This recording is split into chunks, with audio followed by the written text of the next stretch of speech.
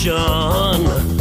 I can't get no call to action, but I try, and I try, and I try, and I try. Hello and welcome to Call to Action, the go-to podcast for anyone trying to make sense of the world of marketing, advertising, and beyond. In an industry that is a minefield of utter bollocks, we aim to capture our heroes and allies from the front line to have a chinwag with.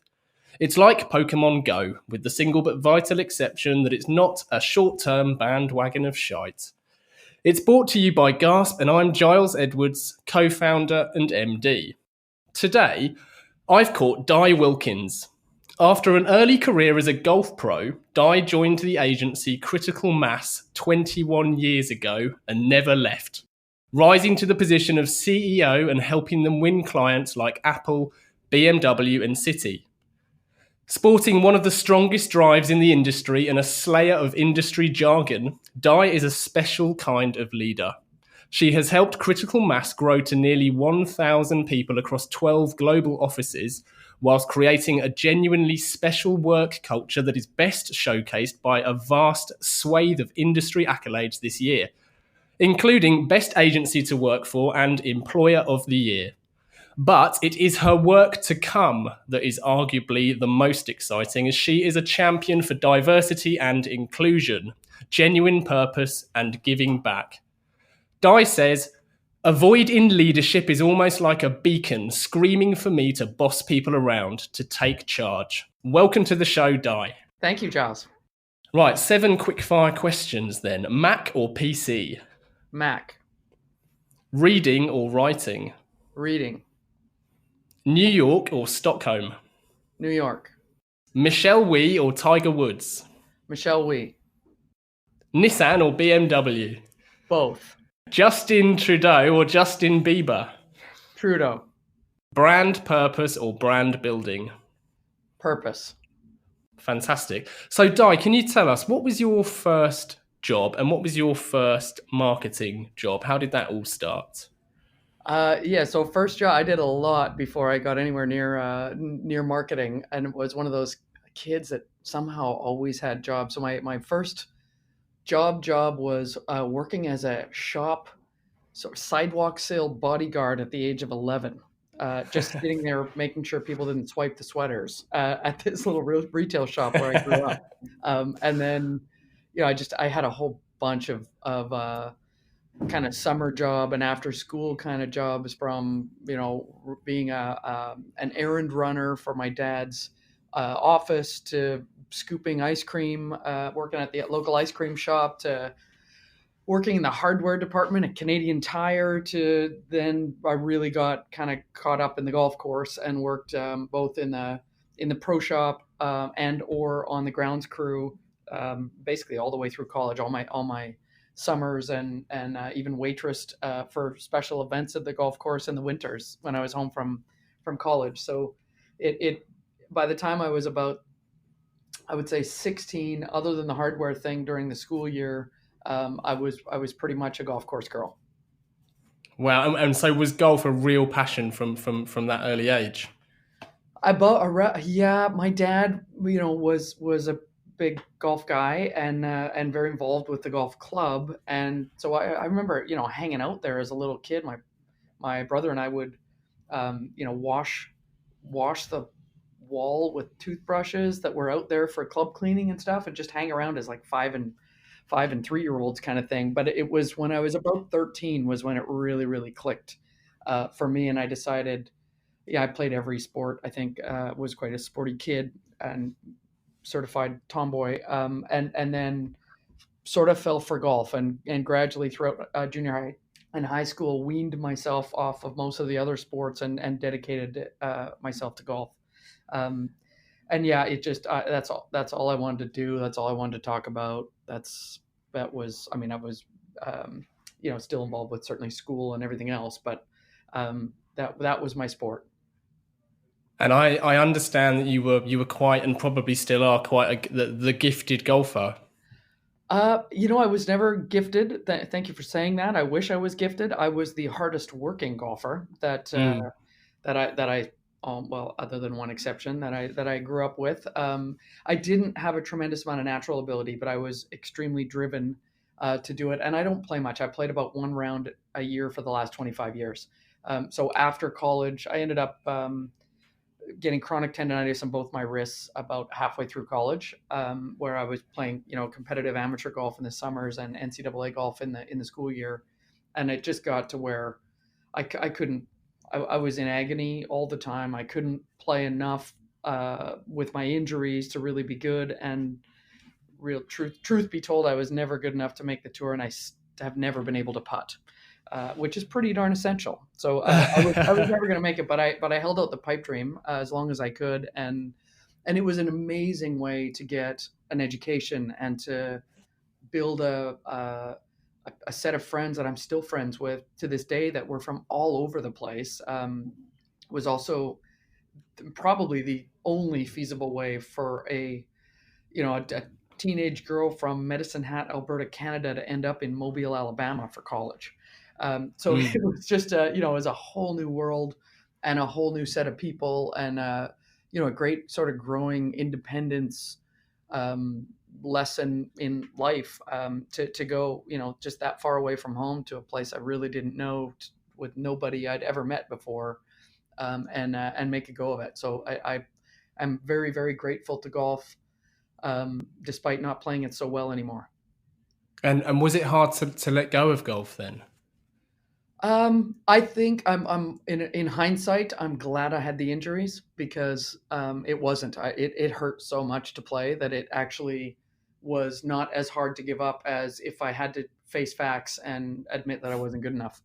So I kind of got a little bit of I got a little bit of help with my exit, which was going to be inevitable at some point anyway, but it was hard to face. Yeah, of course. And as a father of two daughters, I really want to ask, how old were you when you first beat your dad in a round of golf? Oh, probably about 15 or 16, and have never lost since. It was a one-way thing. He beat me for the first few years, and I tried hard. We're both quite competitive, and it became quite a battle when I was around 15 or 16, and then I just blew by him.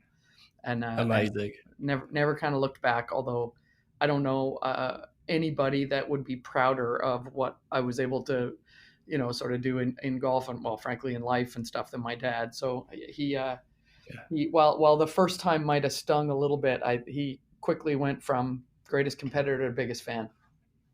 Oh, I don't doubt that one bit.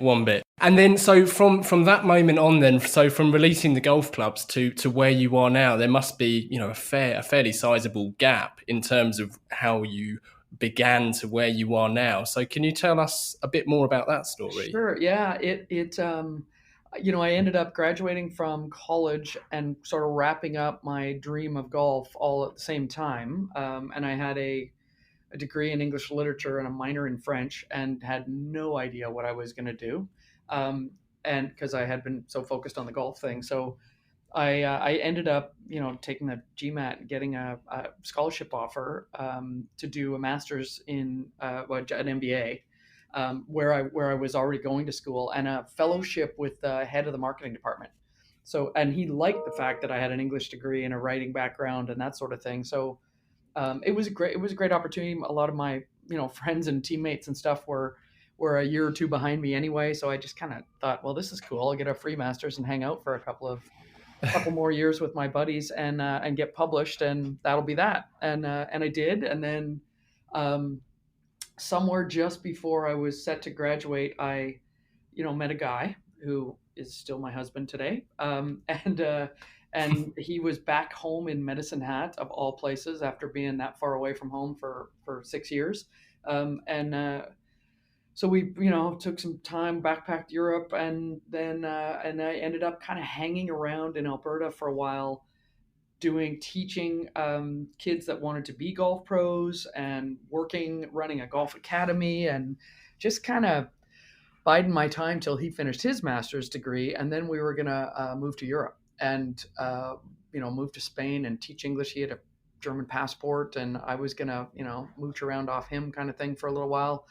We were going to get married and do that. And I got a call from a golf friend of mine saying, actually, we let's go for beers kind of thing over the Christmas holidays in 1998. I guess it was like January of 1998, and my then boyfriend, husband, fiance, then we weren't married yet, but I think we were engaged anyway. And she and her husband went and had beer and wings, watched the Olympics, and ended up talking about his company. And during that beer thing, she kind of turned to him and said, if you win that Sweden thing, you should hire Di. She's really organized. And that was literally my intro to the company. I had no idea what he was talking about. Website stuff, and I didn't know much about it. I was teaching college and running a golf academy, and then I got a call from her in about April of 1998 saying, "Hey, Ted's company, they won that Saab thing. He wants you to go to Sweden." And I'm like, what?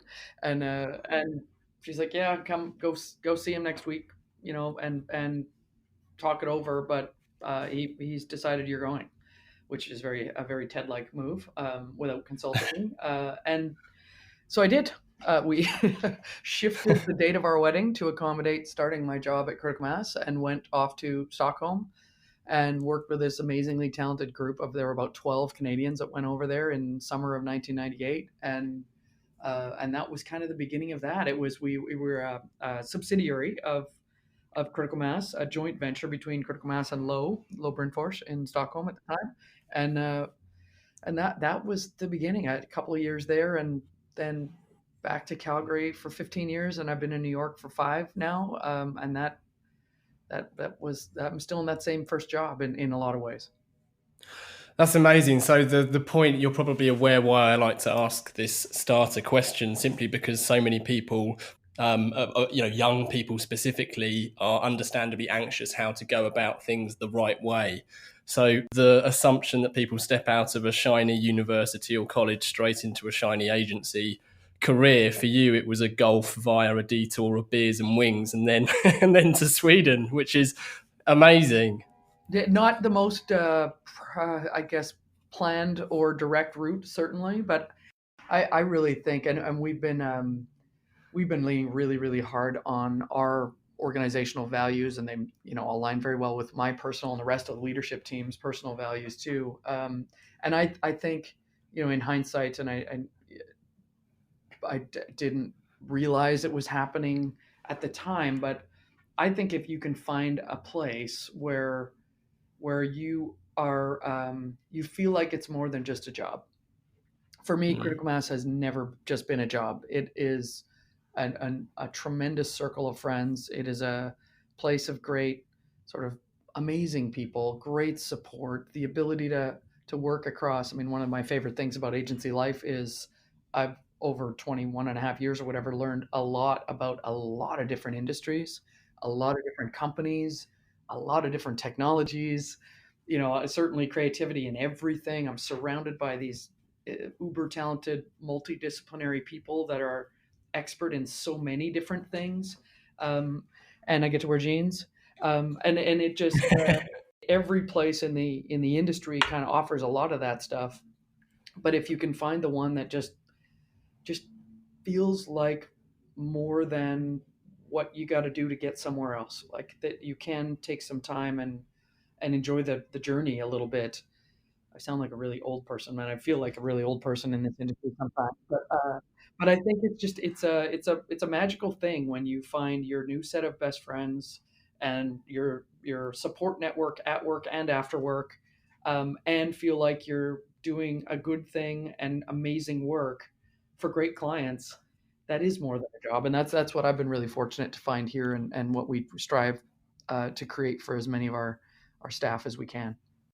Yeah, and I couldn't agree more. It's a true reflection of our industry, and your point about learning a lot about a lot of things. There's a great quote I often recite from Dave Trott, which is, "The best people know stuff about stuff." Exactly. And it's true, It gives you that such broad access to so much. And equally, Critical Mass ticked that moving to Europe dream that you had too. So It's taking you places. Absolutely. And I don't think I would have taken the job if I'd been offered a job in Calgary. I think, at that particular point my husband and I's life, we wanted to travel. We wanted to see the world. We wanted to go to, if it could have been maybe somewhere else. Certainly Sweden was never on our radar when we were heading to Spain, but it was about adventure. And, while we were young and relatively untethered and that sort of thing, go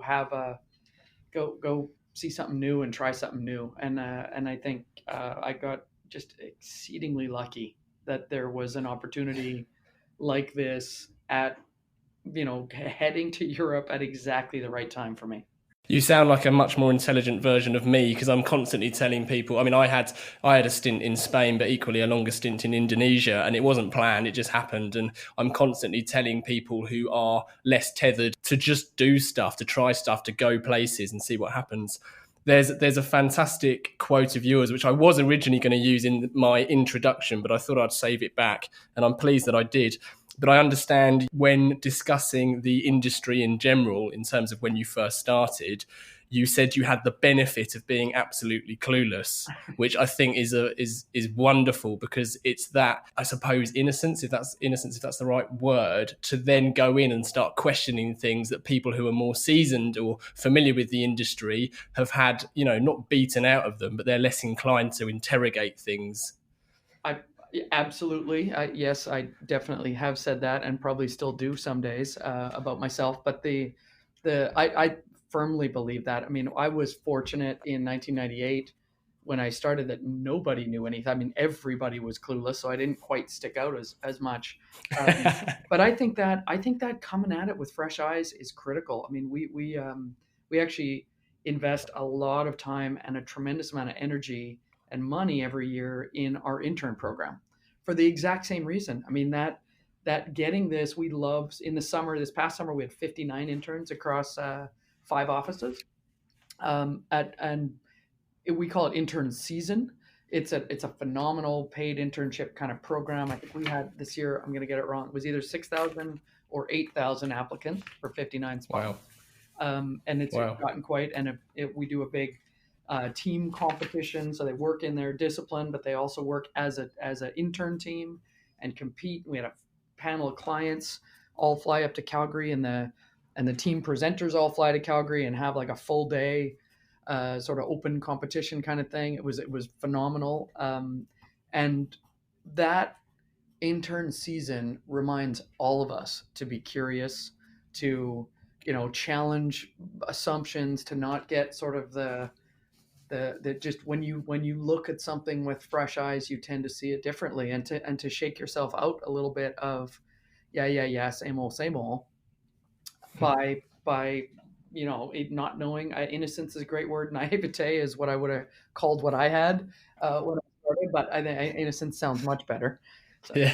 I'll steal that. But it does wonders for the organization, and we end up hiring about half the interns every year. I think 59% is our average over 15 years of the program. So we and they quickly become part of the fabric of the agency kind of thing. But just that whole fresh perspective every summer, and energy, the boundless enthusiasm and energy certainly perks every office up every summer. We all love it. What was it like then being a digital company in 1998? I mean, you said yourself that everyone was kind of at a stage of working it out. So that must have been very exciting.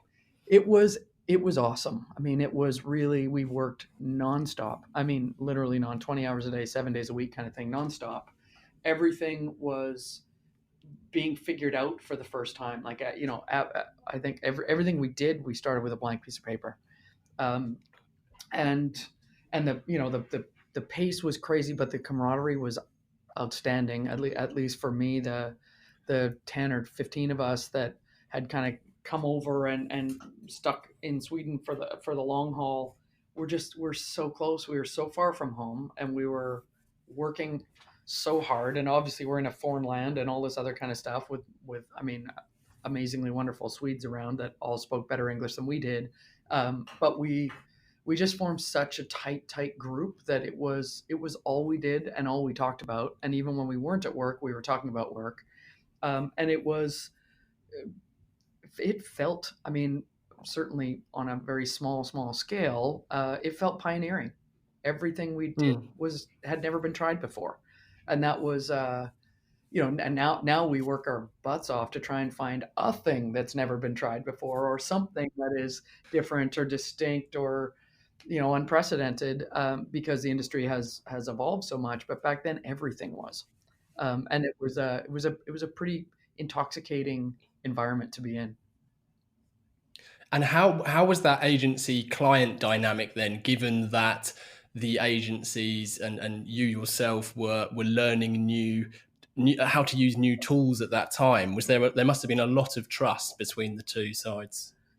We had a very good relationship with Saab, and this is specifically in Sweden. We did have more clients, but Saab was always the biggest one while I was there. We did have we had a sort of a day-to-day client who was learning just as much as we were, and we had crazy amounts of transparency. I mean, it was positive for us in a way that we were in Stockholm and the client was in Gothenburg, and which at least put an hour flight between us, because I was there 3 days a week and he was often in Stockholm, and it just, we were figuring out together. And I think there was a lot of trust within the organization. I think we delivered a lot, and they had, dabbled a little bit and were making quite a big one-time, first time kind of investment in all things digital and web and configurators and those kinds of things, and on a global basis. And it was a brand that was, this was Saab. I mean, they were past their sort of heyday and trying to make a go of it and sort of stay alive or reinvent themselves. So it was fascinating, and because it was global, we worked with 18 different countries, and in that, and I've been in it many times over my career since then. But trying to find the balance between working for the global client that's trying to do a cost-effective version of the same thing everywhere, and working with the large markets that drove a lot of the sales, Sweden and the UK and the US in Saab's case, was a really interesting tug of war that we see with every global organization we work with. So it was a very fast induction into what companies were going to wrestle with for the next 20 and 30 years, as we do digital work that is part marketing, part advertising, part customer experience, and part sort of platform and CapEx kind of expense. So yeah, I don't. It was just, everyone was trying to figure it out, and we had to realize we had to figure it out with our client and not for our client, I think was the big insight. And did you collectively then make mistakes? I mean, here over in our little independent agency, we like to encourage people to make mistakes simply so that they learn. I mean, I'm not talking about drastic mistakes here or intentional mistakes, but without trying and failing, it's difficult to learn. So presumably in the early days, when you're adopting such a powerful new set of tools, there must have been downs as well as ups. Oh boy, yeah, tremendous mistakes. I mean, to me, the most glaringly obvious one was that so we had a very quirky design for Saab.com, and we were doing it for 18 countries, 21 language variants, and Saab was they're very embracing their design heritage and their sort of design quirkiness, and thus the very quirky site.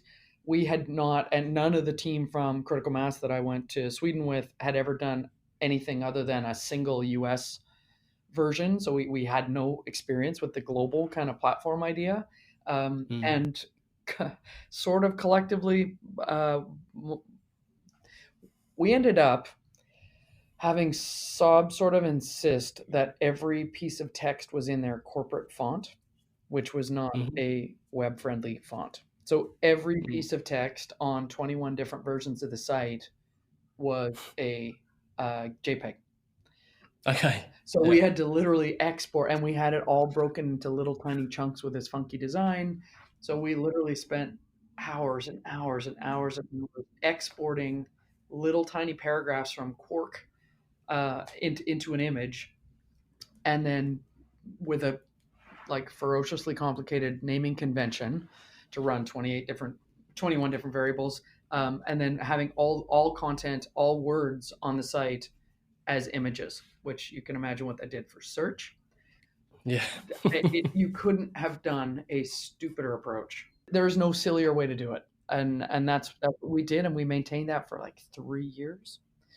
Got very efficient at maintaining it, but it was still kind of crazy. And we just didn't know the implications of the decisions we were making until we tried to live with them later. And we didn't know, they didn't know.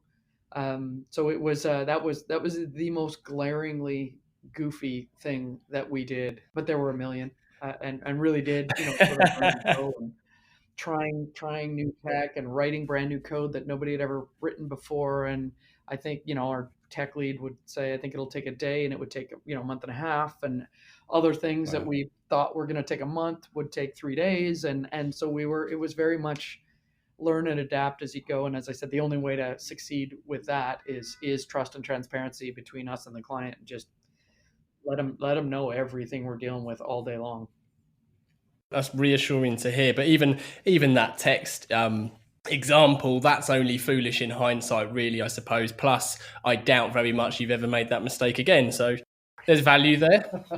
Oh, absolutely. I became this giant sort of militant proponent for doing everything in modules and translatability and variations and all this kind of stuff. So anything that Critical Mass did for the next, I don't know, 10 years that had multiple variants and stuff, it'd be like, well, we need die on this one, and then I would I don't actually have any skills myself, so I would just advocate for not doing things the way we learned those tough lessons on our very first global project. Well, they did need you, didn't they? And increasingly so. Otherwise, you wouldn't be where you are today, Di. So let's fast forward then to the present day. Presumably, digital is still very much at your core. So everything we've discussed really has shaped not only who you are and how you approach work, to the whole culture that you've created at Critical Mass. As you describe yourselves as a digital experience design agency. So how does that differ from other agencies?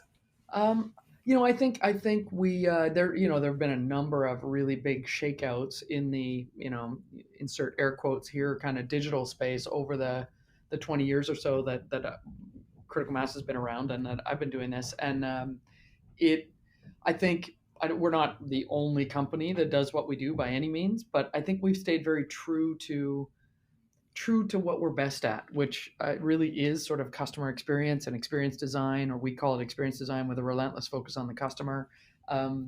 We didn't know that's what it was at the time. It wasn't called UX even. It was digital, or it was web, or then it became mobile and social and all these other kinds of things.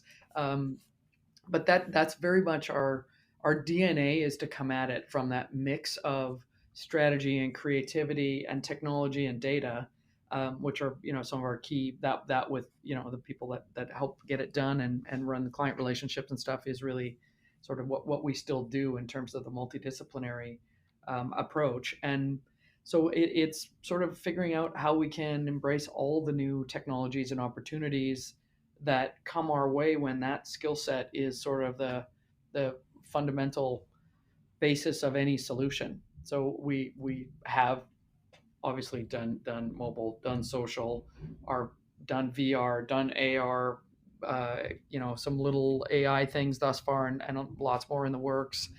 So whatever the new trend, the new tech is, we sort of look at approaching it from that, first of all, customer-centric point of view, and then figuring out how do we engage, how do we embed, how do we learn and experiment, and sort of continue to evolve for customers and what they're trying to achieve, and in doing that, delivering for our clients and our clients' business results.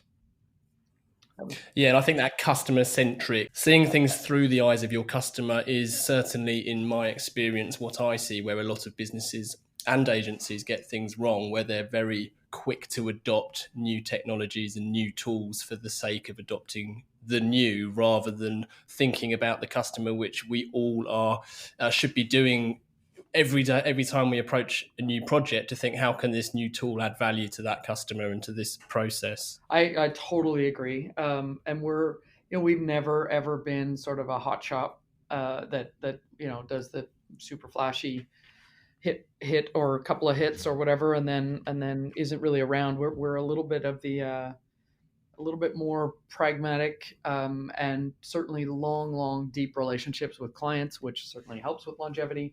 But I think the customer centricity, or thinking like the customer, or chief customer officer, all that kind of stuff is pretty vogue right now, and has been for the last few years. I think we were the opposite, on the opposite foot, where we've been doing it all along. We just weren't calling it the right thing.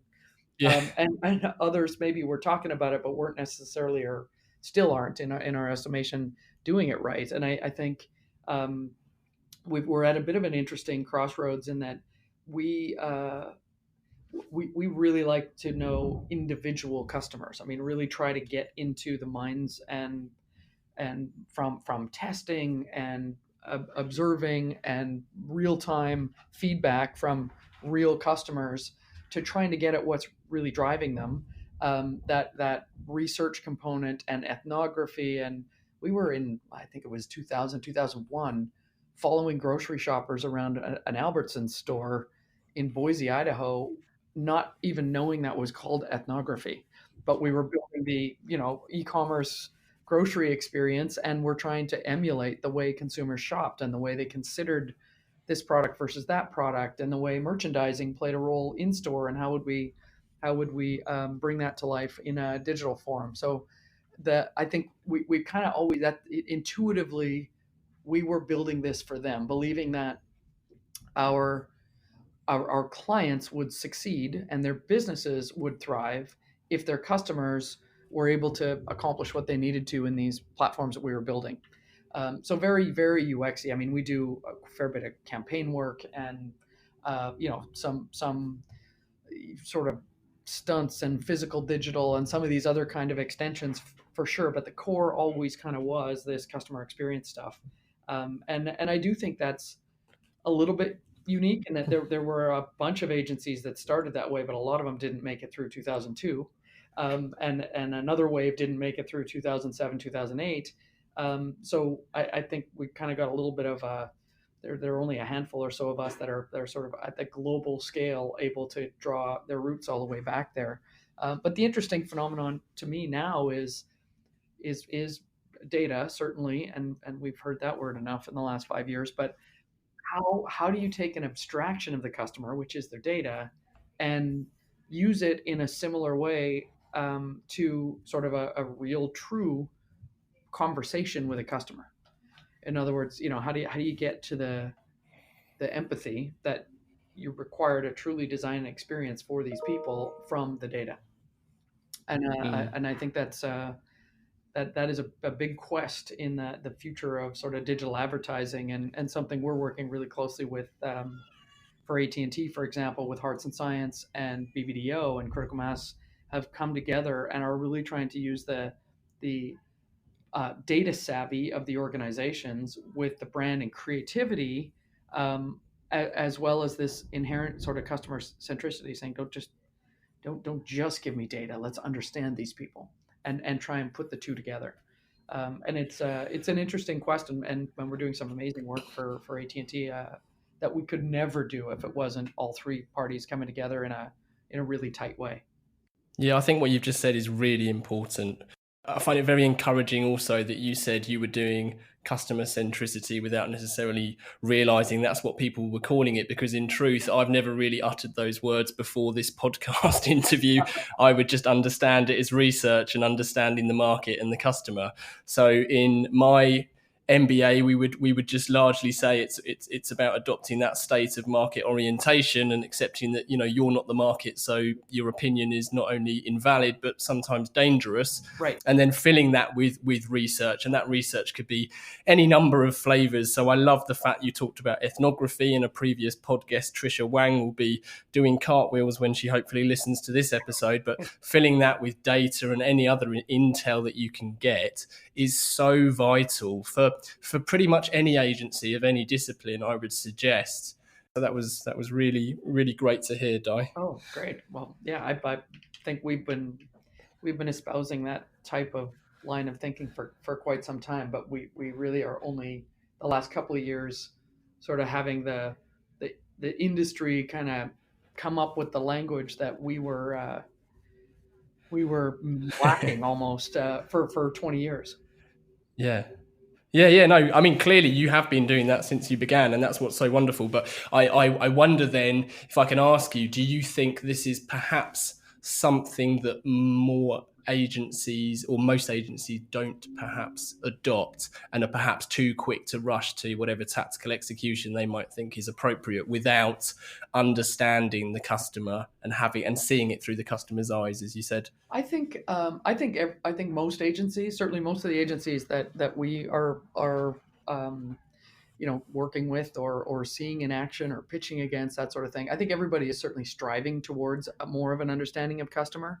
I think I've heard interesting arguments for not letting the customer dictate too much, and that potentially, being too well versed in the customer or too focused on giving the customer exactly what they want can strip away creativity.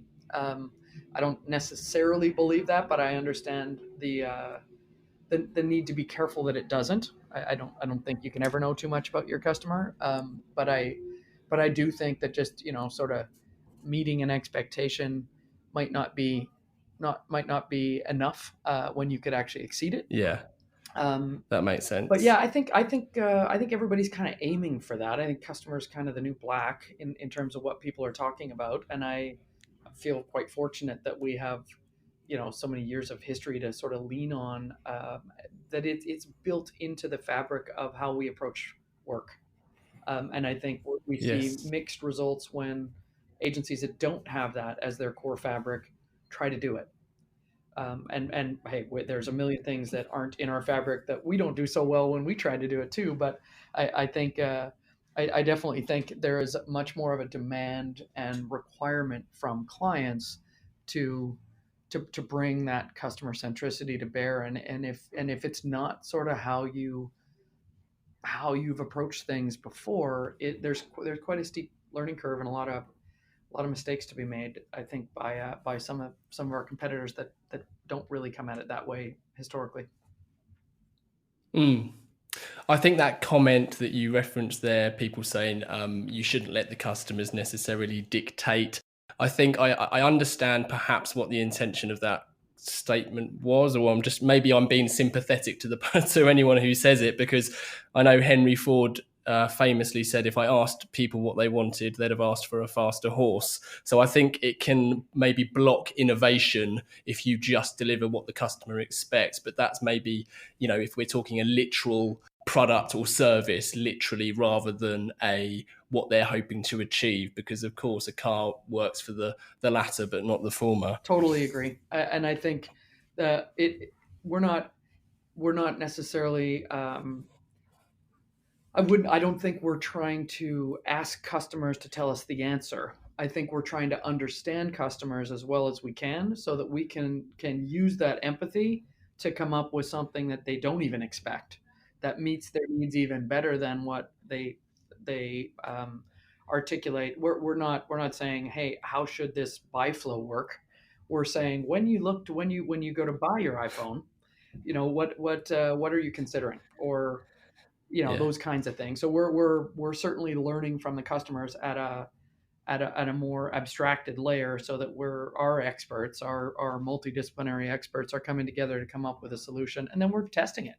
I mean, I would say bring a little bit less of an ego, a creative ego or a professional ego, to our work when we're going to open it up to real-time user feedback, optimization. We'll do really sort of hands-on, bring live customers into a room and have our design and UX and technology leads present work and hear whether customers like it, don't like it, get confused by it, abandon here, those kinds of things. So it's it's obviously one kind of the work we do that is very much like that. The rest often does a lot of sort of live testing and alternates and optimization in real time live. But we're trying as much as we can to welcome more feedback earlier in the process so that we aren't losing sight of who we're designing this to serve. Yeah, I can't fault that at all, Di. That's fantastic. Can I just touch on leadership now? So, in the run up to recording this episode, myself and my colleagues here who help behind the scenes of Call to Action have had the pleasure of talking to a couple of people who work very closely with you. And we weren't at all digging for for any dirt at all, but all of the feedback we had was just so glowing in terms of you as a leader. And I know that that's something that is echoed throughout your team. So I want to ask, how do you lead, and how does anybody lead successfully? Oh boy. Well, hopefully they told you how great I am at taking a compliment. The Because not very. Well, I mean, I think if I can take the second one first, how should people lead, or how do people lead? I don't know that there's a singular formula. I think I have seen very effective leaders with up close and far away, with radically different styles and beliefs and approaches. Um, I so I don't really think there's a single right answer to that sort of second half of the question. Um, Personally, I have the awesome people around me, so it's just kind of easy. I don't know. I think empathy is certainly a big part of it. I think values are pivotal. People talk about values all the time. I do too, but I also try to live them every day. I try to use them for decision making, and our entire organization really does too. Um, so I think that it's just there's a groundedness and a transparency and a commonality around this set of values that we have literally on our wall and in our hearts, that sort of unites the people at Critical Mass, and helps breed this amazing culture that makes everyone love each other more, and say nice things to you, even about me. That I think is, yeah, I can't even take credit for. I mean, there was a group of us that work on this and that put the values in place in the first place, 15 I guess years ago, and so it kind of, I almost think of it as a room rep. When you're in grade school or something, and the class elects one person to go speak on behalf of the team. I mean, most of the opportunities I have to talk about Critical Mass, I'm trying to do my best to represent what 1,000 people here think, want, believe, do every day, and I consider that my responsibility to them and to our clients in that same sort of regard. So I'm not really answering this very well, because I don't really. I'm struggling to accept the premise. I think there are a lot of great leaders at Critical Mass that I get to work with, and so I just kind of get to represent them. And they come in all shapes and sizes. So as you said, there's no necessarily right way or right answer. I absolutely agree. Yeah. It's it. I've been the sort of maybe the right place at the right time, right person at the right time for Critical Mass, and over the last 14 years or so, as CEO, with the same guys, literally a couple of, Chris and John and Lee in particular, that are president and CFO and COO. The four of us have been doing this together for almost 15 years, and so it really has always felt like I'm part of a team, not necessarily, um, leading the team all the time. Everyone leads in their own way, kind of thing. And I think being open to that Yeah. really works here. And it might not work in another agency or another type of business, but we found it Mm. very effective here at Critical Mass. Well, I think that is the right answer. Then, I mean, you're saying there's no right answer. I would suggest maybe that is the right answer because, as with most important things in life, there's so many false binaries and there's so many questions that can't possibly be answered because the answer is always grayscale. It's never black and white, and I think that's perhaps one of them. I definitely agree with that, and I think I gave you a really rotten answer to that question, but No, I don't. I'll disagree with you and then die because I'm never I very think the good way you answered suggests many things about the qualities people have referenced when we've spoken to them, and being a people person, and perhaps it's just being yourself. There was, funny enough, there was an IPA course run a couple of years ago in London of how to be a better leader. And I'm doing it a disservice here by trying to summarize it and conclude with it so bluntly. But one of the things that stayed with me was it's just a case of being you, but maybe an exaggerated form of you, because there's no right answer. It's just bringing the qualities that you have, but maybe amplifying them a bit, is all you can truly hope for. And sometimes hearing that is sufficient for someone to then have the confidence to try and lead, rather than trying to adopt personality traits that don't come naturally to them. I love that. I actually had an experience. When was that? Probably I think I was a 2002, 2003, and that was I was working on this really big pitch here at Critical Mass with a bunch of other people, and the CEO and the woman who were running biz dev at the time, we rehearsed, and they gave me all kinds of feedback and fully intended it for it to be constructive feedback, and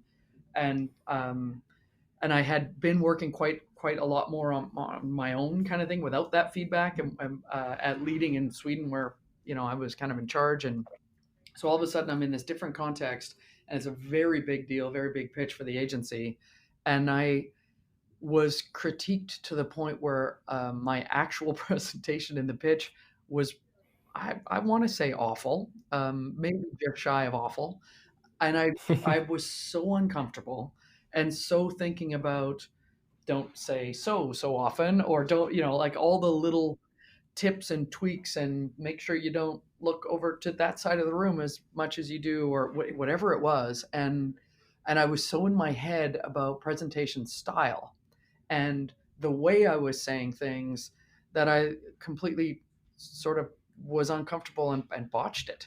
And I came out of that, and actually we did this big event the next night, and I got called up to present, didn't even know I was going to present, talk for 20 minutes.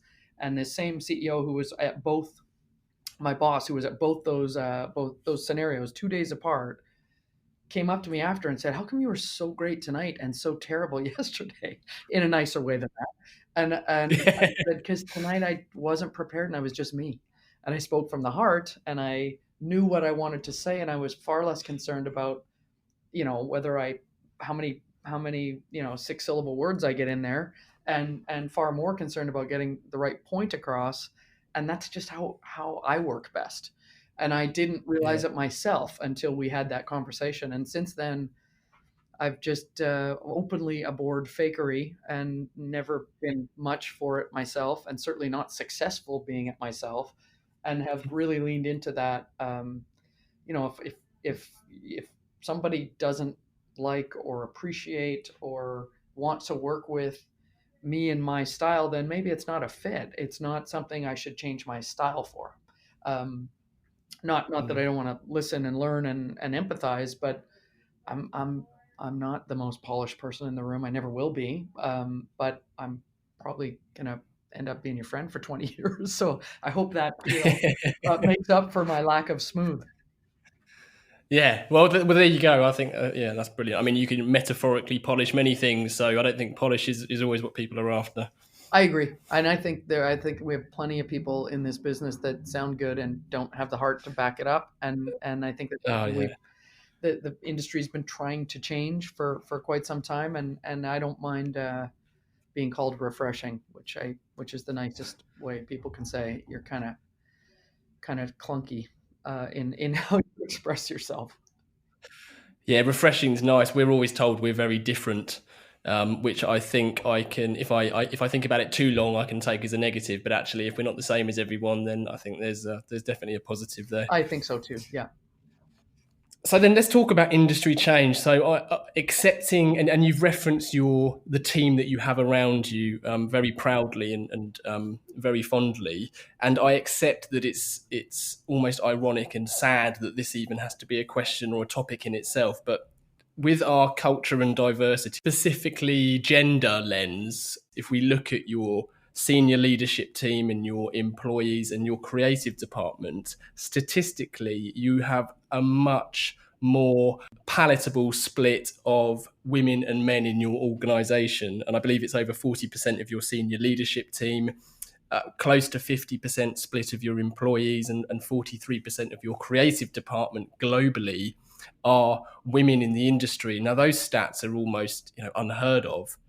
Is that something that's consciously happened, or is that's just how the company has evolved? It started out. It was just how the company evolved, and I credit it back to sort of our Canadian roots and back to I would say naivete, but you've taught me to say innocence. In not even realizing it was we were kind of walking right into kind of the old boys club. Yeah. And it just kind of happened. Open heart, open mind kind of thing was very much our style. And but that said, in the last couple of years, about a year and a half ago, we launched our first ever formal diversity inclusion board. Our EVP of talent runs that. I sort of sponsor it myself, and it's truly designed. We're quite good on gender split, and really kind of always have been. And we have pockets. A single location in a single discipline might be not as balanced. Either way, actually, we've had offices that are just totally led by women, whereas other ones that seem like they're too heavily dominated to men. So globally, we come out really fairly even, but we have pockets that we're still working on. But diversity and inclusion doesn't stop at gender, I think, for us, and so we're trying to add that deliberate and conscious layer effort to sort of go hand in hand with open heart, open mind, and just be as inclusive as we can. And it's garnered a lot of positive feedback from the organization. I think the changes we've made are slight. They're tweaking. We are finding that generally speaking, we're in pretty good place on all of those fronts, but we can be better. From our kind of a wide gamut of things, and we've got this volunteer group that became the board that literally the first thing they did was read, review, and edit every one of our policies and procedures in every country we operate in to make sure it was as inclusive as it could be. And that's not a fun job. I mean, this is people with real passion for making us as good as we can be, and we're really fortunate to have that much enthusiasm to be a part of that group. I'm wary that I've hardly made a dent in our agenda, and we're coming up to an hour already, Di. So forgive me for taking up so much of your time. Forgive me for my long answers. Wonderful. In which case, I would love to put some listener questions to you, if I may. Sure. So asking the general public for their opinion, be it on Brexit or boat names, is notoriously fraught with danger, but that's not stopped us asking. So we've selected two as ever, Di, and the first question is from Donna. And Donna asks, how do you keep such a great, fresh culture in an agency as it grows to a size of nearly 1,000 people across 12 global offices? So I suppose in many ways you've answered that indirectly with the leadership question, but is there anything else that we can tell Donna? Yeah, I think on values is at the core of all of it, and instilling that values pervade every office and every outpost of the company. But on top of that, I would say two things that we've done that have been quite helpful in keeping both some consistency in our culture and vibrancy in our culture.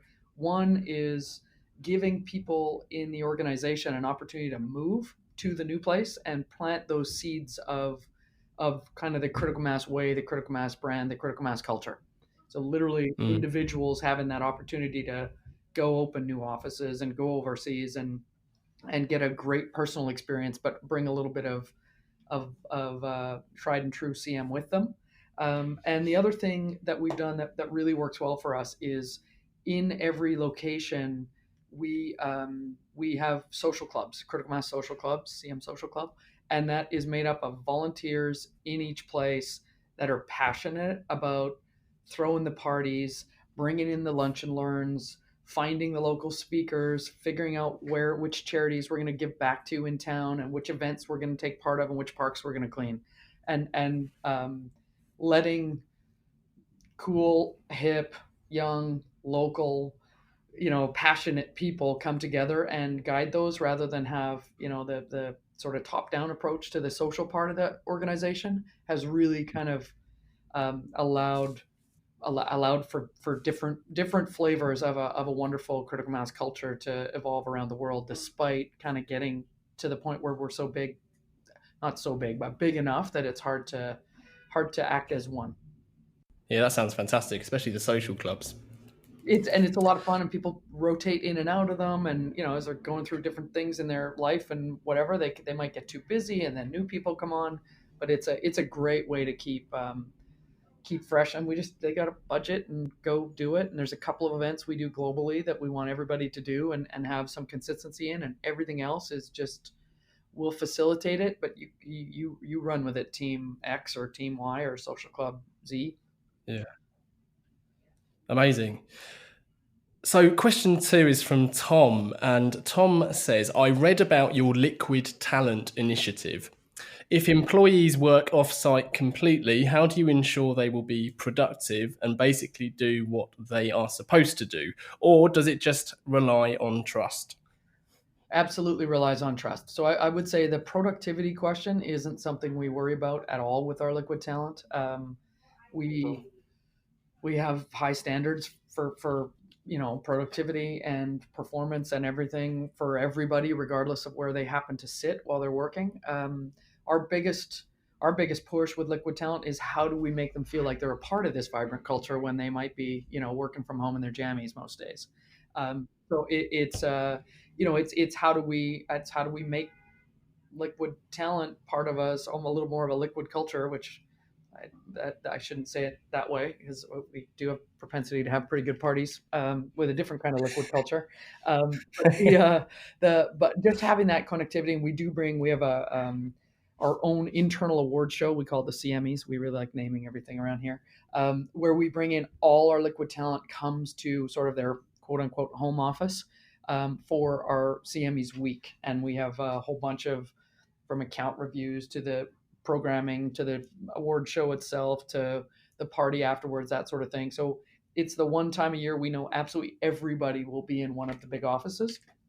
And the rest of the time, it's knowing when to strategically bring people in to work with their team, knowing when to use video versus whatever. And then with liquid talent too, the other thing we're starting to look at is when we have a number of remote employees in any given physical location, like city, where we don't have an office, what's that next step? And this is right where we are right now, is do we start renting a space where they can come together and work together on Fridays, and just have, even if they might be working with totally different teams in different offices on different accounts and different disciplines, can we form a little bit of a social environment for them with other CMers in their local area? And that's sort of what we're toying with and are likely to experiment with in 2020. Yeah, that sounds like a great idea. There's an initiative here that there's a guy I know who is running in Bournemouth, and it's not company or agency specific, but it's just he's starting to try and encourage people who are either freelancers or work from home to spend time together as a collective, simply because of the isolation of being at home all day working. Exactly. Which, whilst there are pros to that clearly, but from a maybe from a mental health perspective, it can get you down. I've been there myself. Right, absolutely. So the final part of the interview then are our 4 pertinent posers that we put to all of our guests, Di. Sure. And they are, number 1, what advice would you give to your younger self? Never compromise your values. Nice. Number 2, if you could banish one thing from the industry, what would it be and why? Sexism and racism. Sorry, that's 2, but the isms, because they're terrible. The isms. Yeah, the isms are going right in. Yeah. Are there any books that you can recommend to our listeners? Sure. I'm a very passionate reader. I set out a quest a few years ago to try and read 200 books a year. I've never hit it, but I read over 100 as a result, and don't know quite as much about what's on TV. Wow. So let me think, couple of picks from recent for me. Fiction, I loved, although it was hard to read, The Great Alone by Kristen Hanna. Maybe one of my favorite nonfiction books of the last year is one called The 3-Year Swim Club by a woman named Julie Checkaway. Fascinating book about, well, I won't even tell you what it's about. It's cool. And then I guess for the mob lovers out there, I Hear You Paint Houses by Charles Brandt about Jimmy Hoffa and stuff was amazing. Yeah, well, I actually read that you don't tend to read business books or books related to shop. It's mostly fiction. Is that right? Fiction. I'm getting close to 50-50 fiction, nonfiction, but almost never about our industry. I figure I spend a tremendous amount of time thinking about critical mass and critical mass's clients and people and our industry, and books are the way to broaden my horizons. Yeah, well, there's nothing wrong with that. So number 4, Di, is we always like to dedicate every episode to somebody, and we bestow that honour to our guest, who has to give their reason why. So would you kindly dedicate this episode? Sure. I would love to dedicate this episode to a woman named Isabella Rodriguez, who is a young rock star here at Critical Mass who is currently off fighting breast cancer. And I would just love her to know that thousands of past and present Critical Massers are sending her their strength and their love. Amazing. Well, this episode is very proudly dedicated to Isabella Rodriguez. Thank you. If you head over to the listing of this episode, we've shared links to everything that we've discussed in the last hour, from links to Critical Mass to Di's book recommendations. How else can people get more Di Wilkins? Follow Critical Mass. We don't have sort of a single spokesperson at CM, so I think we're follow Critical Mass on social, and if I do something that they think is cool, my team will put it out there. But you'll also get the best of all kinds of amazing people that work here. Fantastic. Well, we'll add all of the social links that we can find to this listing also. So thank you so much, Di, for joining us. It's genuinely been a massive pleasure and a huge privilege to talk. Thank you, Giles. It's been my pleasure. And finally, thank you to everybody listening. If you've enjoyed this episode, please feel free to share it and add a review. We're very appreciative of all the support that we receive. To get in touch with us, it's easy to find Gasp online. You can check out CTA Pod on Instagram, or just email hello@calltoaction.co.